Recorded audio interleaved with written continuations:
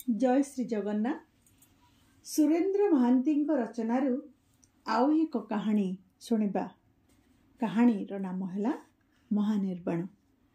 आसंतु शुणिबा कहानी महानिर्वाण। शतमक्षिकार कुंजरण परी उपशथ व्रतधारी भिक्षुमानंकर धारणा आवृत्तिर अनुनासिक संगीत रे गृधकूट विहार एक मधुचक्रर भ्रम सृष्टि करिथिला। ओम नमः समस्त बुद्धानां अप्रतिहत शासनां। धारणीर अवशिष्टांश आम्रकुंजर केउ मंजरित शाखारे गोटिए कोकिलर अशांत कुहुरव मध्यरे नीलोत्पल विस्मृत होई पड़िथिले। दूत मूढ़ निर्बोध पक्षी, अथच तुमर एही प्रमत्त रतिभिक्षा विश्वर श्रेष्ठ संगीत रूपे विवेचित स्वर और मूर्छनार एक विचित्र निर्वाण लोक। एही तो निर्वाण, एक अनिर्वचनीय अतल शून्यता जहाँ मध्यरे सबु सत्ता लोप पाई थाए।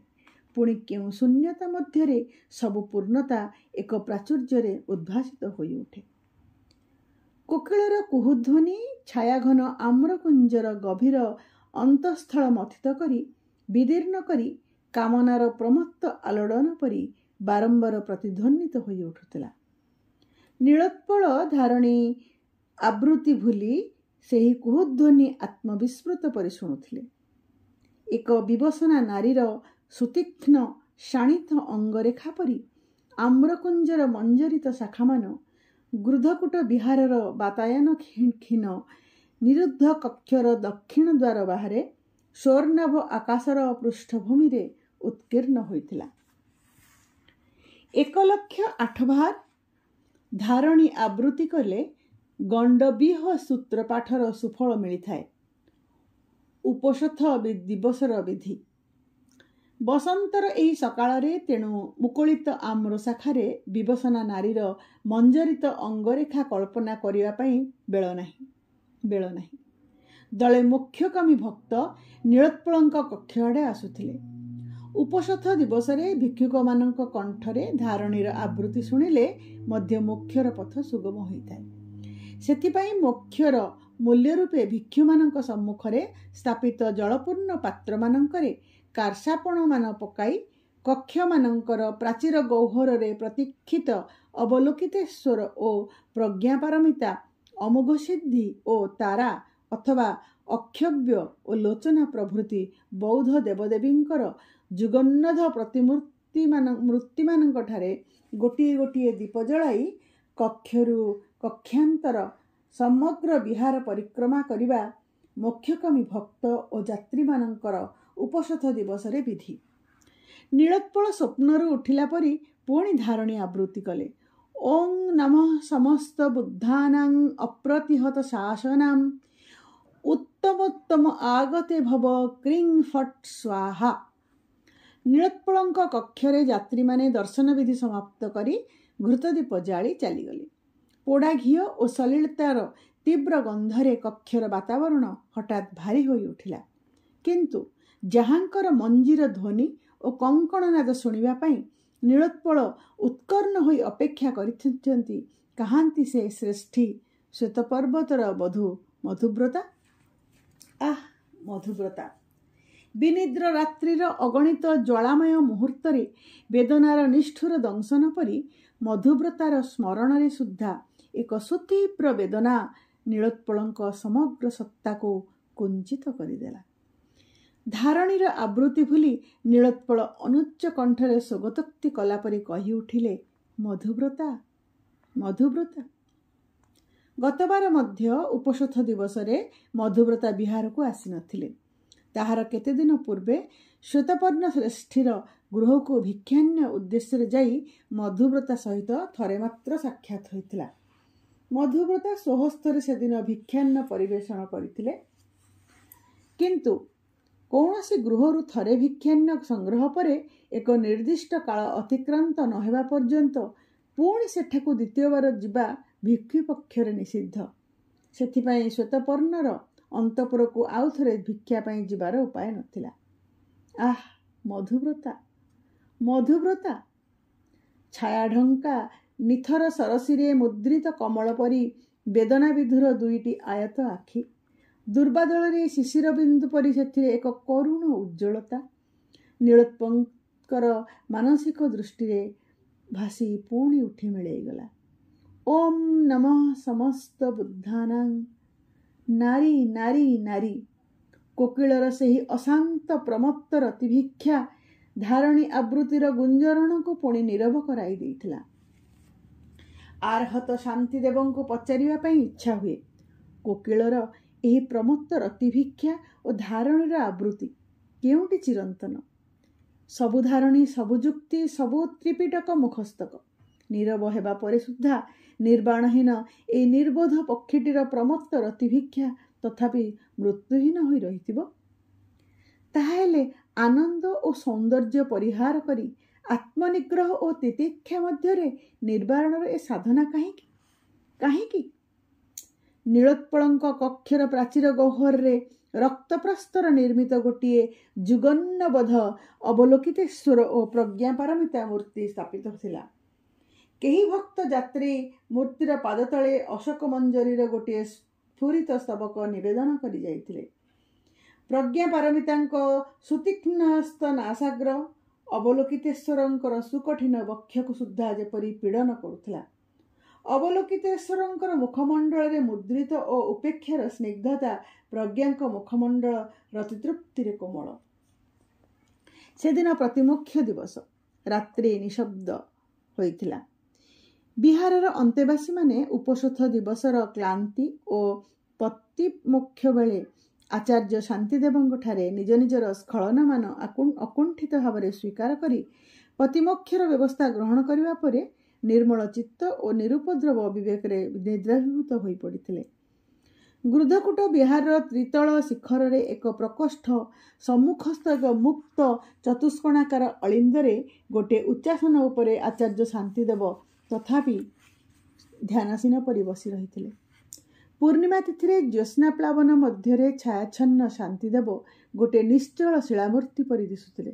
ବିହାରର ଆମ୍ର ବିଥିକାରେ ବୃକ୍ଷର ଛାୟା ସବୁ ରାତ୍ରିର ବିନିଦ୍ର ପ୍ରହରରେ ଶତବେଦନାର ସ୍ମୃତି ଆବେଗ ଓ କାମନାବିହୀନ କୁମାରୀ ରାତ୍ରିକୁ ଶୀତଳ ସୁଷୁପ୍ତିରୁ ଜାଗ୍ରତ କରିବା ପାଇଁ ଚେଷ୍ଟା କରି ଯେପରି ବାରମ୍ବାର ବିଫଳ ହେଉଥିଲା। ନୀଳୋତ୍ପଳଙ୍କ ପାଦ ଶବ୍ଦରେ ଶାନ୍ତିଦେବଙ୍କର ଆଖି ମେଲି ଛାୟାନ୍ଧକାରକୁ ମଧ୍ୟ ଚାହିଁଲେ। ଶୀଳ ସଂଯମ ସାଧନା ଓ ଅଧ୍ୟୟନରେ ଭିକ୍ଷୁଶ୍ରେଷ୍ଠ ନୀଳୋତ୍ପଳଙ୍କର ପ୍ରତିମୋକ୍ଷ କରିବା ପାଇଁ କୌଣସି ସ୍ଖଳନ ବା ବିଚ୍ୟୁତି ଥାଇପାରେ ଏ ଧାରଣା ଆଚାର୍ଯ୍ୟ ଶାନ୍ତିଦେବଙ୍କର ନଥିଲା। ସେ ତେଣୁ କହିଲେ, ଭଦନ୍ତ ନୀଳୋତ୍ପଳ, ତୁମେ ଏତେ ରାତ୍ରିରେ? ନୀଳୋତ୍ପଳ ହଠାତ୍ କୌଣସି ଉତ୍ତର ଦେଇ ନ ପାରି ନୀରବ ରହିଲେ। ସ୍ଖଳନର ସ୍ୱୀକୃତି ପାଇଁ ତାଙ୍କର ଯେପରି କଣ୍ଠରୋଧ ହେଉଥିଲା। ନୀଳୋତ୍ପଳ ଅବଶେଷରେ ଅକୁଣ୍ଠିତ ଚିତ୍ତରେ ସ୍ୱୀକାର କରିଗଲେ, ଶ୍ରେଷ୍ଠୀ ଶ୍ୱେତପର୍ଣ୍ଣର କୁଳବଧୂ ମଧୁବ୍ରତା, ପ୍ରୋଷିତ ଭର୍ତ୍ତୃକା। ଶ୍ରେଷ୍ଠୀପୁତ୍ର ସାଧବ ନଳିନାକ୍ଷ ବିବାହର ମଧୁଯାମିନୀ ପରେ ପାଟଳୀପୁତ୍ରରୁ ଅନ୍ୟ ସାଧବମାନଙ୍କ ସହିତ ଗୋଟିଏ ବୋଇତରେ ଗଙ୍ଗା ବକ୍ଷରେ ସମୁଦ୍ର ଯାତ୍ରା କରିଥିଲା। ସେ ଆଜକୁ କେତେ ବର୍ଷ ତଳେ। ସେହି ଦିନରୁ ନଳିନାକ୍ଷ ନିରୁଦ୍ଦିଷ୍ଟ। ପାଟଳୀପୁତ୍ରର କେହି କେହି ବିଦେଶ ପ୍ରତ୍ୟାଗତ ସାଧବ କୁହନ୍ତି, ଜଳଦସ୍ୟୁମାନଙ୍କର ଆକ୍ରମଣରେ ନଳିନାକ୍ଷ ନିହତ ହୋଇଅଛି। ଆଉ କେହି କହନ୍ତି, କେଉଁ ଏକ ଦ୍ୱୀପରେ ନଳିନାକ୍ଷ ଏକ ସୁନ୍ଦରୀ ବିଦେଶିନୀର ପାଣି ଗ୍ରହଣ କରି ସେଠାରେ ନୂତନ ସଂସାର ଗଢ଼ିଅଛି। ନଳିନାକ୍ଷର ପ୍ରତ୍ୟାବର୍ତ୍ତନ ପାଇଁ ଏକ ନିର୍ଦ୍ଦିଷ୍ଟ କାଳ ଅପେକ୍ଷା କରିବା ପରେ ତାହାକୁ ନଷ୍ଟ ଅଥବା ମୃତ ରୂପେ ବିବେଚନା କରି ଶ୍ୱେତପର୍ଣ୍ଣ ସାମାଜିକ ବିଧାନ ଅନୁସାରେ ପ୍ରେତକର୍ମ ସମାପ୍ତ କରିଛନ୍ତି। ନଳିନାକ୍ଷ ମୃତ ବୋଲି ସମସ୍ତେ ଗ୍ରହଣ କରିସାରିଥିଲେ ହେଁ ନୀଳୋତ୍ପଳ ପ୍ରତ୍ୟାବର୍ତ୍ତନ ବିଶ୍ୱାସ ମଧୁବ୍ରତାର ପ୍ରାଣରେ ବାସର ଗୃହର ପ୍ରଦୀପ ପରି ତଥାପି ଅମଳିନ ଦ୍ୟୁତିରେ ନିଷ୍ପନ୍ଦ ରହିଅଛି। ସେଦିନ ହେମନ୍ତର ଏକ କୋମଳ ରୌଦ୍ରତପ୍ତ ମଧ୍ୟାହ୍ନ। ନିୟମିତ ରାତିରେ ମଧ୍ୟାହ୍ନ ଛାୟା ଅଙ୍ଗୁଳି ପରିମିତ ଅପସୃତ ହେବା ପୂର୍ବରୁ ଶ୍ରେଷ୍ଠୀ ଶ୍ୱେତପର୍ଣ୍ଣର ଅନ୍ତପୁରରେ ଭୋଜନ ସମାପ୍ତ କରି ନୀଳୋତ୍ପଳ ବିଦାୟ ନେଉଥିଲେ। ମଧୁବ୍ରତା ଅନ୍ତପୁରର ଏକ ଗବାକ୍ଷର ନେପଥ୍ୟରୁ ଅସ୍ଫୁଟ କଣ୍ଠରେ ଡାକିଲେ, ଭଦନ୍ତ।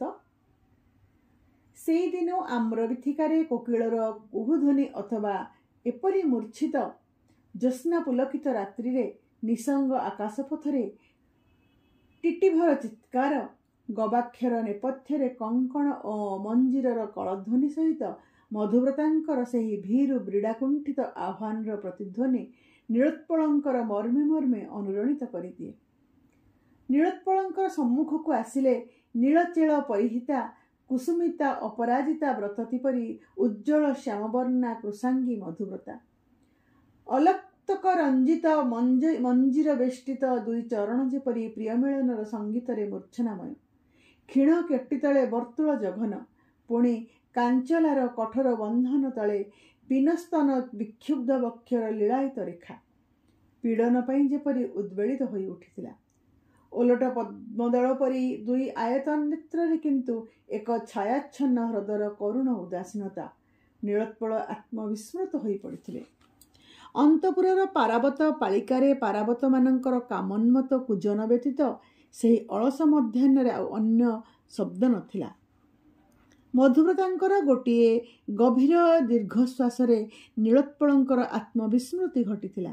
ସେ ମଧୁବ୍ରତାଙ୍କର ଦୁଇ ଆଖି ଭିତରକୁ ଚାହିଁଲେ। ଓଲଟ ପଦ୍ମଦଳ ପରି ତାଙ୍କର ଦୁଇ ଆଖିରେ କେତେ ବିନ୍ଦୁ ଅଶ୍ରୁ ଏକ ଅପାପବିଦ୍ଧ ସୁନ୍ଦରୀମାରେ ମଧୁବ୍ରତାଙ୍କର ମୁଖମଣ୍ଡଳକୁ ଯେପରି ବିଧୌତ କରିଥିଲା। ରାଗ ରଞ୍ଜିତ ତାଙ୍କର ଦୁଇ ଓଷ୍ଠାଧାର ଏକ ଅବ୍ୟକ୍ତ ପ୍ରଶ୍ନରେ ଯେପରି କମ୍ପିତ ହୋଇ ଉଠୁଥିଲା। ନୀଳୋତ୍ପଳ ସମ୍ବେଦନଶୀଳ କଣ୍ଠରେ ପଚାରିଲେ, କ'ଣ କହିବ ଭଦ୍ରେ? ସଲ୍ଲଜ ସଙ୍କୋଚରେ ମଧୁବ୍ରତା ରକ୍ତିମ ଶତଦଳ ପରି ଆରକ୍ତିମ ବାମକରତ ନୀଳୋତ୍ପଳଙ୍କ ଆଡ଼େ ପ୍ରସାରିତ କରି ବ୍ରୀଡ଼ାକୁଣ୍ଠିତ କଣ୍ଠରେ କହିଲେ, ମୋର କରଗଣନା କରି କହିପାରିବେ ଶ୍ରମଣ? ସେଦିନ ମଧୁଯାମିନୀ ଶେଷରେ ଗଙ୍ଗା ବକ୍ଷରେ ଅସ୍ତଚନ୍ଦ୍ର ସହିତ ଯାହାଙ୍କୁ ବିଦାୟ ଦେଇଥିଲି ସେ ପୁଣି ଫେରିବ କି ନାହିଁ? ମନ୍ତ୍ରମୁଗ୍ଧ ପରି ନୀଳୋତ୍ପଳା ମଧୁବ୍ରତାଙ୍କ ପ୍ରସାରିତ ବାମକର ପୃଷ୍ଠକୁ ନିଜର ହାତରେ ଧରି ସମ୍ପୂର୍ଣ୍ଣ ଆତ୍ମବିସ୍ମୃତ ହୋଇ ପଡ଼ିଲେ। ଶ୍ରମଣମାନଙ୍କ ପକ୍ଷରେ ଏ ପ୍ରକାର ସାମୁଦ୍ରିକ ବିଦ୍ୟା, କରଗଣନା ଓ ଅଭିଚାର ପ୍ରଭୃତି ଶିକ୍ଷା କରିବା ନିଷିଦ୍ଧ। ତେଣୁ ମଧୁବ୍ରତାଙ୍କର କରଗଣନା କରି ତାଙ୍କର ପ୍ରଶ୍ନର ଉତ୍ତର ଦେବା ନୀଳୋତ୍ପଳଙ୍କ ପକ୍ଷରେ ସମ୍ଭବ ନଥିଲା।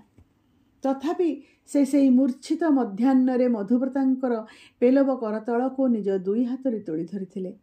ଦଣ୍ଡ ଚିବର ଓ ଅକ୍ଷମାଳାର ନିତ୍ୟ ସ୍ପର୍ଶରେ ନୀଳୋତ୍ପଳଙ୍କର ଦୁଇ ହାତର କ୍ଷୁଧିତ ସ୍ନାୟୁତନ୍ତ୍ରୀମାନ ଯେପରି ଏକ ନବଜୀବନର ପୁଲକରେ ପୁଲକିତ ହୋଇ ଉଠିଥିଲା। ଏକ ସମ୍ମୋହନ ମଧ୍ୟରେ ନୀଳୋତ୍ପଳ ଆତ୍ମବିସ୍ମୃତ ହୋଇ ପଡ଼ିଥିଲେ।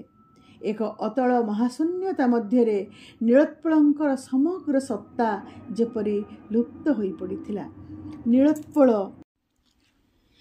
ଶତ ସାଧନା ଓ ସଂଯମ ମଧ୍ୟରେ ସୁଦ୍ଧା ଯେଉଁ ଅନିର୍ବଚନୀୟ ଅଦ୍ୱୟ ଶୂନ୍ୟତାର ଅନୁଭବ ପାଇନଥିଲେ, ଆଜି ଏହି ଅଳସ ପାରାବତ କୁଜ୍ଜିତ ମଧ୍ୟାହ୍ନରେ ତାହା ଯେପରି ନୀଳୋତ୍ପଳଙ୍କର ସମଗ୍ର ସତ୍ତାକୁ ତିଳେ ତିଳେ ଆଚ୍ଛନ୍ନ କରିଦେଲା।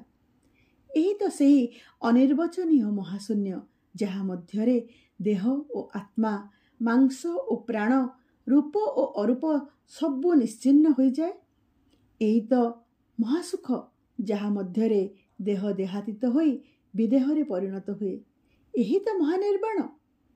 ପ୍ରଜ୍ଞାଙ୍କର ପିନସ୍ତନାଗ୍ରବିଦ୍ଧ ଅବଲୋକିତେଶ୍ୱରଙ୍କର ମୁଖମଣ୍ଡଳରେ ମୁଦିତ ଓ ଉପେକ୍ଷାର ବ୍ୟଞ୍ଜନା ନୀଳୋତ୍ପଳ ନିଜର ମୁଖମଣ୍ଡଳରେ ସୁଦ୍ଧା ଅନୁଭବ କରିପାରୁଥିଲେ। ନୀଳୋତ୍ପଳଙ୍କର ଗଭୀର ଉଷ୍ଣ ପ୍ରଶ୍ୱାସରେ ଜ୍ୱାଳା ମଧୁବ୍ରତାଙ୍କର ପ୍ରସାରିତ କରତଳକୁ ଯେପରି ଦଗ୍ଧ କରିଦେଉଥିଲା।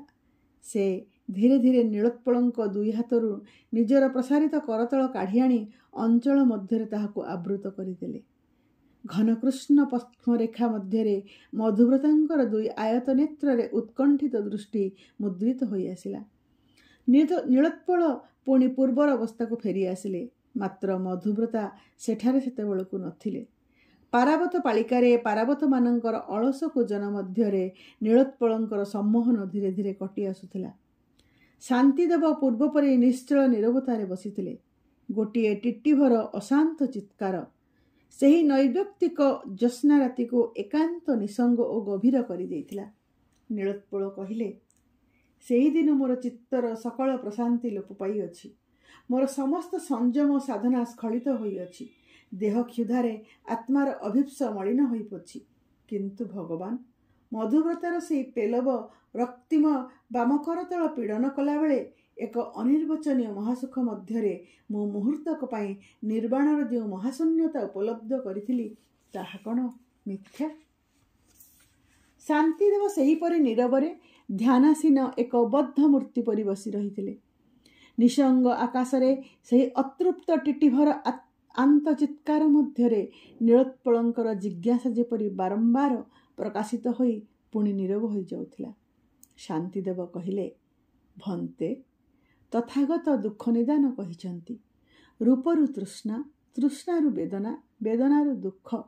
ତେଣୁ ଦୁଃଖ ଜୟ ପାଇଁ ରୂପ ଓ ତୃଷ୍ଣାର ଜୟ ଅନିବାର୍ଯ୍ୟ।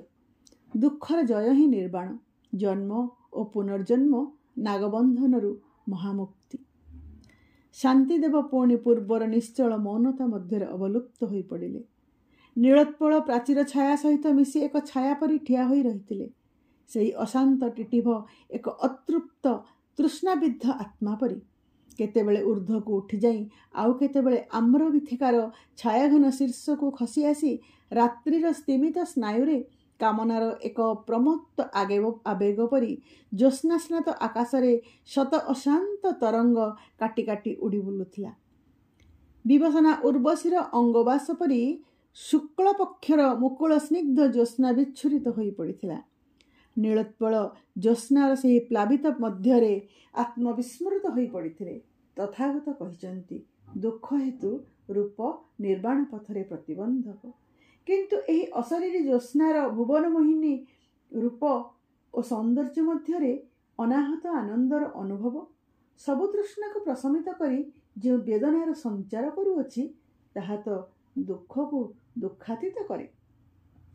ନୀଳୋତ୍ପଳ ତାହା ସ୍ପଷ୍ଟ କରିପାରୁଛନ୍ତି। ସେଦିନ ସେହି ଆବେଗ କମ୍ପିତ ହସ୍ତରେ ଉଠାଇ ନେବା ବେଳେ ଏହିପରି ଏକ ଅନୁଭୂତି ନୀଳୋତ୍ପଳଙ୍କୁ ନିର୍ବେଦ ବସ୍ତ୍ର କରିଦେଇଥିଲା। ତାହା କିନ୍ତୁ ମୁହୂର୍ତ୍ତକ ପାଇଁ। ମଧୁବ୍ରତାର ସାନ୍ନିଧ୍ୟ ଏକ ପାଇଁ ଅନିର୍ବାଚନୀୟ ବେଦନା ସେହି ଶୀତଳ ଜ୍ୟୋତ୍ସ୍ନା ରାତ୍ରିକୁ ବିଦଗ୍ଧ କରିଦେଉଥିଲା। ଶାନ୍ତିଦେବ ସୁତ୍ପଥିତ ପରି କହିଲେ, ଭନ୍ତେ, ରାତ୍ରି ଦ୍ୱିତୀୟ ପ୍ରହର ଉତ୍ତୀର୍ଣ୍ଣ ପ୍ରାୟ। ପତିମୋକ୍ଷର ବିଧାନ ରୂପେ ତୁମ୍ଭଙ୍କୁ 3 ସପ୍ତାହ ଶ୍ମଶାନରେ ଅଶୁଭ ଭାବନା ଅଭ୍ୟାସ କରିବା ପାଇଁ ପଡ଼ିବ। ନୀଳୋତ୍ପଳ ବିହାର ଶିଖରରୁ ତାଙ୍କର ପ୍ରକୋଷ୍ଠକୁ ଫେରି ଆସିଲେ। ଅବଲୋକିତେଶ୍ୱର ଓ ପ୍ରଜ୍ଞାଙ୍କ ପୀଠ ତଳେ ଦୀପ ବହୁବେଳୁ ନିର୍ବାପିତ ହୋଇସାରିଥିଲା। ଅକୁଣ୍ଠିତା ଜ୍ୟୋତ୍ସ୍ନାର ଗୋଟିଏ ତୀର୍ଯ୍ୟକ୍ ଫଳକ ପ୍ରକୋଷ୍ଠର ପାଷାଣ ଚତ୍ୱର ଉପରେ ମୂର୍ଚ୍ଛିତ ହୋଇ ପଡ଼ିଥିଲା।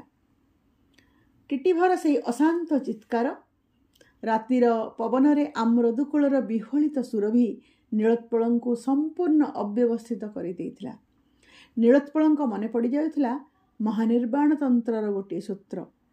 ସେଦିନ ପ୍ରବଜ୍ୟା ମଧ୍ୟରେ ପଥଶ୍ରାନ୍ତ କ୍ଷୁଧାର୍ଥ ତଥାଗତ ମଲ୍ଲମାନଙ୍କର କୁଶିନର ଜନପଥର ଉପକଣ୍ଠସ୍ଥିତ ଶାଳବନରେ ଉପନୀତ ହେଲେ। ନବବସନ୍ତ ସେଦିନ ରକ୍ତପୁଷ୍ପ ଓ ପଲ୍ଲବରେ ଶାଳବିଥିକାର ଶାଖାରେ ଶାଖାରେ ମଦନୋତ୍ସବର ଏକ ବିଚିତ୍ର ବର୍ଣ୍ଣାଢ୍ୟ ସମାରୋହ ରଚନା କରି ଯାଇଥିଲା। ଶାଳବିଥିକାର ପେଲବ ପର୍ଣ୍ଣଭୂମିରୁ ଗୋଟିଏ କୋକିଳର ଅଶାନ୍ତ କୂଜନ ସେହି ନିଭୃତ ବନଭୂମିକୁ ଯେପରି ଉପେକ୍ଷା ଓ ନିଗ୍ରହର ପାଣ୍ଡୁର ଶଯ୍ୟା ଛାଡ଼ି ଉଠିବା ପାଇଁ ଡାକି ଡାକି ନୀରବ ହୋଇଯାଉଥିଲା। ତାହାର ଅଶାନ୍ତ ପ୍ରତିଧ୍ୱନି ଶାଳବିଥିକାର ଶାଖାରେ ଶାଖାରେ ପତ୍ରେ ପତ୍ରେ ଏକ ବ୍ୟଥାତୁର ଆଲୋଡ଼ନ ସୃଷ୍ଟି କରିଯାଉଥିଲା।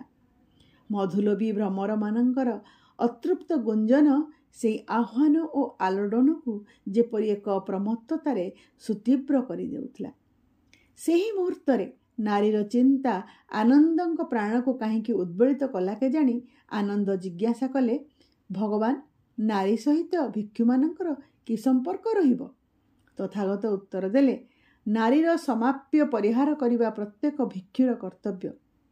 ଆନନ୍ଦ ପଚାରିଲେ, କିନ୍ତୁ ଯଦି ହଠାତ୍ କେଉଁ ସୁକେଶିନୀ ସୁହାସିନୀ ସୁବେଶା ନାରୀ ସହିତ ଭିକ୍ଷୁର ସାକ୍ଷାତ ହୁଏ? ତଥାଗତ ଉତ୍ତର ଦେଲେ, ଚିତ୍ତଚାଞ୍ଚଲ୍ୟ ଦମନ କରି ନିଜକୁ ସଂଯତ କରିବ। ଆନନ୍ଦ ପୁଣି ପଚାରିଲେ, ଭଗବାନ, ନାରୀ ସହିତ ଭିକ୍ଷୁମାନଙ୍କର ତାହେଲେ କି ସମ୍ପର୍କ ରହିବ? ତଥାଗତ କ୍ଳାନ୍ତ କଣ୍ଠରେ ଉତ୍ତର ଦେଲେ, ନୀରବରେ ଅଧୋମୁଖ ହୋଇ ସେଠାରୁ ପ୍ରତ୍ୟାବର୍ତ୍ତନ କରିବ। ପ୍ରକୋଷ୍ଠର ମୁକ୍ତ ଦ୍ୱାର ମଧ୍ୟ ପଥରେ ଦିଗ୍ବଳୟର ଊର୍ଦ୍ଧ୍ୱରେ ଅସ୍ତଗାମୀ ଚନ୍ଦ୍ରର ଶେଷ ଜ୍ୟୋତ୍ସ୍ନା ମଳିନମୁଖୀ ମଧୁବ୍ରତାର ବେଦନାତୁର ଦୁଇ ଆୟତ ଆଖି ଉପରେ ଅବନତ ପକ୍ଷ୍ମରେଖା ପରି କ୍ରମେ ମୁଦ୍ରିତ ହୋଇ ଆସୁଥିଲା। ନିସ୍ତବ୍ଧ ନିଶାର୍ଦ୍ଦର ମର୍ମରିତ ପବନ ମଧୁବ୍ରତାର ଦୀର୍ଘଶ୍ୱାସରେ ଯେପରି କ୍ଷୁଭିତ ହୋଇ ଉଠୁଥିଲା। ନୀଳୋତ୍ପଳ ଉନ୍ମାଦ ପରି ତଳର ଶିଳାଶଯ୍ୟା ଉପରୁ ଉଠିପଡ଼ି ପ୍ରକୋଷ୍ଠର ଦ୍ୱାର ବନ୍ଦ କରିଦେଲେ। ରାଜଗୃହର ଛାୟାହୀନ ଗୁଳ୍ମହୀନ ପର୍ବତମାଳା ବେଷ୍ଟିତ ଗୃଦ୍ଧକୂଟ ଶିଖରରେ ପାଦଦେଶରେ ବିସ୍ତୀର୍ଣ୍ଣ ଶ୍ମଶାନ ଭୂମି। ସେହି ଶ୍ମଶାନରେ ନୀଳୋତ୍ପଳ ଏକ ପ୍ରମତ୍ତ କାପାଳିକ ପରି ଇତସ୍ତତ ବିକ୍ଷିପ୍ତ ନରକରୋଟି ଅସ୍ଥି କଙ୍କାଳ ଓ ଛିନ୍ନ ଶୀର୍ଣ୍ଣ ବସ୍ତ୍ର ତନ୍ନ ତନ୍ନ କରି ପର୍ଯ୍ୟବେକ୍ଷଣ କରୁଥିଲେ, ଯେପରି ସୃଷ୍ଟିର ଶ୍ରେଷ୍ଠ ଅନୁଦ୍ଘାଟିତ ରହସ୍ୟର ଅର୍ଥ ସେହି ଜଞ୍ଜାଳ ମଧ୍ୟରେ ଆବଦ୍ଧ ରହିଥିଲା। କ୍ଷୌରକର୍ମ ଅଭାବରେ ମସ୍ତକ ବନ୍ୟ କେଶରାଶି ଓ ଗଣ୍ଡ ଦେଶ ଶ୍ମଶ୍ମୁରେ କଣ୍ଟକିତ ହୋଇ ପଡ଼ିଥିଲା। ପ୍ରଶାନ୍ତ କୋମଳ ମୁଖମଣ୍ଡଳ ଗଭୀର ରେଖାବଳୀରେ କୁଟିଳ ଦିଶୁଥିଲା। ଦେହର ଚର୍ମ ଶୁଷ୍କ ମାଂସ ପରି କଠିନ ଓ ନିଷ୍ପ୍ରାଣ ଦିଶୁଥିଲା। ପରିଧାନରେ ମୌଳିକ ଗୌରିକ ପରିଚ୍ଛନ୍ନ ଉତ୍ସଙ୍ଗ ଓ ସଂହତି ନଥିଲା। ଶ୍ମଶାନରେ ପରିତ୍ୟକ୍ତ ଖଣ୍ଡେ ପ୍ରେତବସ୍ତ୍ର ଯେ ଅନ୍ତର୍ବାସକ ପରି ପିନ୍ଧିଥିଲେ, କୋଟରଗତ ଦୁଇ ଆଖି ଜବାକୁସୁମ ପରି ଗଭୀର ରକ୍ତବର୍ଣ୍ଣ ଧାରଣ କରିଥିଲା। ଆର୍ହତ ଆଚାର୍ଯ୍ୟ ଶାନ୍ତିଦେବଙ୍କର ଆଦେଶ, ଅଶୁଭ ଭାବନା ଯୋଗରେ ସିଦ୍ଧ ନ ହେବା ପର୍ଯ୍ୟନ୍ତ ନୀଳୋତ୍ପଳଙ୍କର ପୂର୍ଣ୍ଣ ଭିକ୍ଷୁତ୍ୱର ଉପସମ୍ପଦ ସମାହିତ ହୋଇପାରିବ ନାହିଁ। ପ୍ରଥମେ ଉପାସକ, ପରେ ଶ୍ରମଣ, ଏହି ଅବସ୍ଥାରେ ଏପର୍ଯ୍ୟନ୍ତ ରହିଛନ୍ତି ନୀଳୋତ୍ପଳ। ତଥାପି ତାଙ୍କର ଚିତ୍ତଶୁଦ୍ଧି ସମ୍ପୂର୍ଣ୍ଣ ହୋଇନାହିଁ। ରୂପ ଓ ତୃଷ୍ଣା ସେ ତଥାପି ଜୟ କରିପାରିନାହାନ୍ତି। ସେଥିପାଇଁ ପ୍ରତିମୋକ୍ଷର ବିଧାନ ରୂପେ ଆଚାର୍ଯ୍ୟ ଶାନ୍ତିଦେବଙ୍କ ନିର୍ଦ୍ଦେଶରେ ନୀଳୋତ୍ପଳ ଏହି ମହାଶ୍ମଶାନରେ ଅଶୁଭ ଭାବନା ଯୋଗ ଅଭ୍ୟାସ କରୁଛନ୍ତି। ଶ୍ରମଣମାନଙ୍କୁ ଘୋର ଶ୍ମଶାନରେ ଅଶୁଭ ଭାବନା ଅଭ୍ୟାସ କରିବାକୁ ପଡ଼ିଥାଏ। ମୃତ୍ୟୁ ପରେ ମନୁଷ୍ୟ ଦେହ, ରୂପ ଓ ସଂଜ୍ଞାନ ପରିହାର କରି କ୍ଷୟ ଓ ବିଲୟର ଯେଉଁ ବିଭିନ୍ନ ଅବସ୍ଥା ମଧ୍ୟରେ ଯେପରି କ୍ରମେ ପଞ୍ଚଭୂତ ମଧ୍ୟରେ ବିଲୀନ ହୋଇଯାଏ, ଶ୍ମଶାନରେ ତାହାର ଦର୍ଶନ, ମନନ ଓ ଚିନ୍ତନ ମଧ୍ୟରେ ରୂପଭଙ୍ଗୁରତା ଉପଲବ୍ଧି କରିବା ଅଶୁଭ ଭାବନା ଯୋଗର ତତ୍ତ୍ୱ। ରୂପ, ତୃଷ୍ଣା ଓ ବେଦନା ଜୟ ପାଇଁ ଶ୍ରମଣମାନଙ୍କୁ ଏହି ଅଭ୍ୟାସ କରିବା ପାଇଁ ପଡ଼ିଥାଏ। ମଧ୍ୟାହ୍ନର ତାପଦଗ୍ଧ ଉପତ୍ୟକା ମଧ୍ୟରେ ପର୍ବତମାଳାର ଛାୟା କ୍ରମେ ଏକ ଶୀତଳ ପ୍ରଲେପ ପରି ବୁଲି ଆସୁଥିଲା। ଶ୍ମଶାନର ପ୍ରାନ୍ତରେ ଗୋଟିଏ ବଜ୍ରଦଗ୍ଧ ଶାଳ୍ମଳୀର ମୃତଶାଖା ଉପରୁ ପଲେ ଗୃଦ୍ଧ ପକ୍ଷ ଝାଡ଼ି କେଉଁଠି ଶବର ଆଘ୍ରାଣ ପାଇଁ ଉଡ଼ି ଆସୁଥିଲେ। ଯେଉଁଠାରେ ରହି ଗୃଧ୍ରପଲ କିଳିକିଳା ରଡ଼ି କରି ଓହ୍ଲାଇ ମାଟିରେ ଚଞ୍ଚୁ ଘଷିବା ପାଇଁ ଆରମ୍ଭ କରିଦେଇଥିଲେ, ସେଠାରେ କୌଣସି ନୂତନ ଶବ ପଡ଼ିଥିବ ଭାବି ଏକ ବ୍ୟାଧିତ ଆନନ୍ଦରେ ନୀଳୋତ୍ପଳ ସେଇଆଡ଼େ ଧାଇଁଗଲେ। ତାଙ୍କର ଉପସ୍ଥିତି ସତ୍ତ୍ୱେ ଗୃଧ୍ରପଲ ସେଠାରୁ ଉଡ଼ିଗଲେ ନାହିଁ। ନୀଳୋତ୍ପଳ ଉନ୍ମାଦ ପରି ତଳୁ ପଥର ଖଣ୍ଡେ ଉଠାଇ ଫିଙ୍ଗି ସେମାନଙ୍କୁ ସେଠାରୁ ତଡ଼ିଦେଲେ। ଖଣ୍ଡେ ପଥରର ଆବରଣ ତଳେ ଗୋଟିଏ ଶବକୁ ସମାଧି ଦେଇ ଯାଇଥିଲା। ନୀଳୋତ୍ପଳ ଶବଟିକୁ ଦେଖିବା ପାଇଁ ପଥରର ଆବରଣ ଦୁଇ ହାତରେ ଉଠାଇ ଫିଙ୍ଗିଦେଲେ। କେଉଁ ଏକ ନିର୍ବୋଧ ପିତା ଶିଶୁପୁତ୍ରଟିର କୋମଳ ଅଙ୍ଗ କଙ୍କରିଳ ମାଟିର କଠୋର ସ୍ପର୍ଶରେ ପୀଡ଼ିତ ହେବ ନାହିଁ ବୋଲି କୋମଳ ପଲ୍ଲବ ଶଯ୍ୟା ମଧ୍ୟରେ ଶବଟିକୁ ପରମ ଶ୍ରଦ୍ଧା ଓ ଯତ୍ନରେ ଶୁଆଇ ଦେଇ ଯାଇଥିଲା। ପାଖରେ ପୁଣି ରଖିଯାଇଥିଲା ଗୋଟିଏ ରଙ୍ଗୀନ ପୁତଳି କ୍ରୀଡ଼ା ସାଥୀ। ଆଃ, ଝଞ୍ଜାହତ ବୃନ୍ତଚ୍ୟୁତ କୁସୁମ ପରି ଏଇ ନିଷ୍ପାପ ଶିଶୁ।